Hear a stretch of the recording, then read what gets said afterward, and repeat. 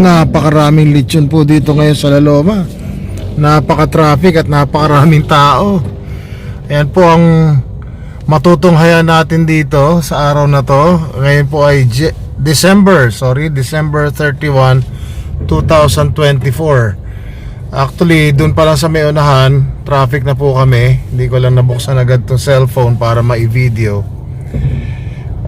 Talagang napakarami pong tao, napakaraming sasakyan. Ayan po, mga anak, grabe oh.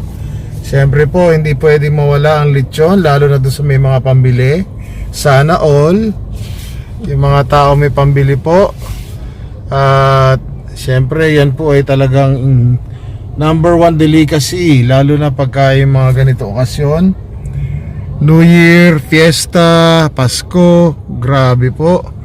Nagkamali nga kami ng pasok eh. Dito kami napapasok sa lugar na to. Traffic.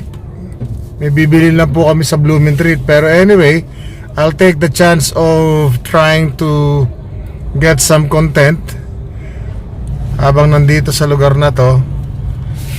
At ayan po ang ating matutunghayan. Update po yan dito sa La Loma, Quezon City, boundary ng Blumentritt, Manila.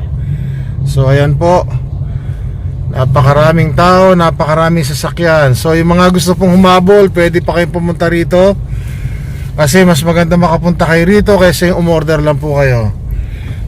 At inanyayaan ko po kayo, huwag kalimutan, own a pet and win a friend. Skipper TV po, please like and subscribe to my channel, and please follow my Facebook page.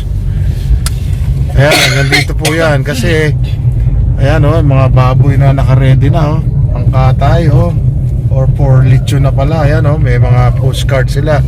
Ayan yung mga truck. Ayan po oh, grabe, di ba? So marami pong tindahan ng lechon dito, hindi lamang mga yung kilala natin Lydia's, Bilas, at kung ano pa, yung Ping-Ping, marami pa pong iba. So once again, have a great day po. Happy New Year to all. Skipper TV.